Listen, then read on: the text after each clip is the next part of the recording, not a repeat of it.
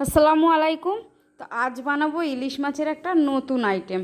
তো দেখতে থাকুন, আশা করছি রেসিপিটি সকলের অনেক ভালো লাগবে। তো এর জন্যে প্রথমেই আমি কয়েক পিস ইলিশ মাছ খুব ভালোভাবে ধুয়ে জল ঝরিয়ে নিয়েছি। এবার এর মধ্যে দিয়ে দেব স্বাদ মতো লবণ, দেব অল্প একটু হলুদ গুঁড়ো, অল্প দেব লঙ্কার গুঁড়ো, আর দেব অল্প একটু গোলমরিচের গুঁড়ো, আর দেব সামান্য লেবুর রস।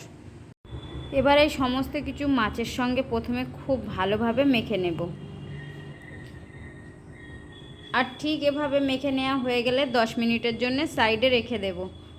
এবার চুলাতে একটা কড়াই বসিয়ে কড়াইটাকে খুব ভালোভাবে গরম করে নিয়ে এর মধ্যে দিয়ে দেব 1 টেবিল চামচ সর্ষের তেল।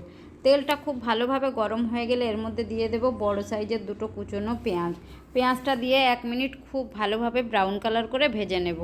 আর ঠিক এভাবে কালার চলে এলে এর মধ্যে দিয়ে দেব কয়েক টুকরো আদা, দিয়ে দেব 8-10টা রসুনের কোয়া, 4 থেকে 5টা কাঁচা লঙ্কা, আর দিয়ে দেব একটা বড় সাইজের টমেটো কাটা। এবার এই সমস্ত কিছু আমি 2 মিনিট মতো খুব ভালোভাবে ভেজে নেব। আর একটুখানি নাড়াচাড়া করে এর মধ্যে সামান্য একটু জল দিয়ে দেব, যাতে সমস্ত কিছু খুব ভালোভাবে কুক হয়ে যায়। তো এবার এভাবে নাড়াচাড়া করে জলটা একদম শুকিয়ে নেব। আর ঠিক এভাবে শুকনো হয়ে ভাজা ভাজা হয়ে এলে কড়াইটাকে নামিয়ে নেব। কড়াইটা নামিয়ে নিয়ে এটা খুব ভালোভাবে ঠান্ডা করে নেব। ততক্ষণ ওগুলো ঠান্ডা হতে থাক। আবারও আমি চুলাতে আরও একটা কড়াই বসিয়ে কড়াইটা খুব ভালোভাবে গরম করে নিয়ে এর মধ্যে দিয়ে দিলাম কিছুটা সাদা তেল। আর তেলটা গরম হয়ে গেলে এই মেখে রাখা মাছগুলো দিয়ে একটুখানি ভেজে নেব। খুব বেশি ভাজবো না, হালকা ভাজবো। জাস্ট এপিট ওপিট করে একটুখানি কালার চলে এলে মাছগুলোকে তুলে নেব। তো মাছগুলো ভাজা হয়ে গেছে, এবার আমি তুলে নিচ্ছি একটা প্লেটের মধ্যে। আর এই রেসিপিটা বানাতে কিন্তু একদম সময় লাগে না। তো এবার মাছগুলো সাইডে রেখে দিলাম। আর এখানে যে মশলাটা বানিয়ে নিয়েছি সেটা ঠান্ডা হয়ে গেছে। এবার আমি এগুলো একটা মিক্সিং জারের মধ্যে তুলে নিচ্ছি। এবার এই মশলাটাকে আমি খুব ভালোভাবে মিহি একটা পেস্ট বানিয়ে নেব। তো মশলাটা পেস্ট বানিয়ে নিয়েছি, দেখুন ঠিক এই রকম হয়েছে। তো আবারও চুলাতে কড়াই বসিয়েছি, কড়াইয়ের মধ্যে দিয়ে দিচ্ছি 2 টেবিল চামচ সর্ষের তেল। আর যে তেলের মধ্যে মাছ ভেজেছিলাম সেই তেলটাও দিয়ে দিলাম। তেলটা গরম হয়ে গেলে 1/2 চা চামচ কালো জিরে ফোড়ন দিয়ে দিলাম। একটুখানি নেড়ে চেড়ে নিয়ে এবার এর মধ্যে যে মশলাটা বানিয়ে রেখেছি সেই মশলার পেস্টটা দিয়ে দিলাম। মশলার পেস্টটা দেওয়ার পর 1 মিনিট মতো ঠিক এভাবে কষিয়ে নেব।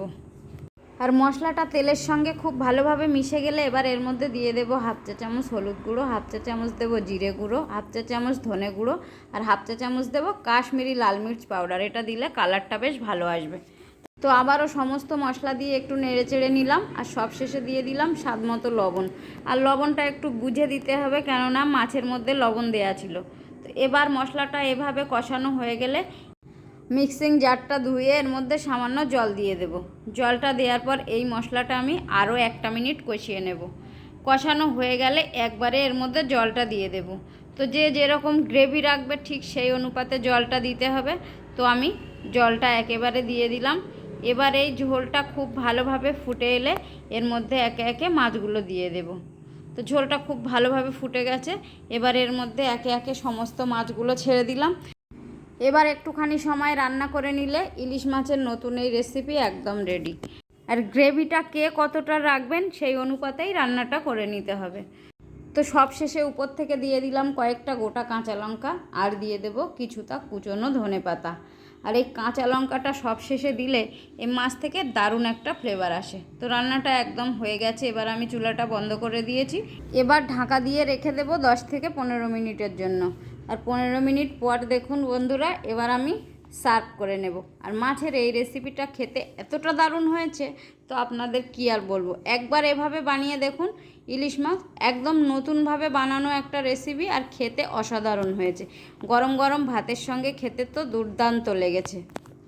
তো বন্ধুরা, রেসিপি ভালো লাগলে লাইক, কমেন্ট, শেয়ার, সাবস্ক্রাইব করতে ভুলবেন না। তো আজ এখানেই বিদায় নিচ্ছি। আল্লাহ হাফেজ।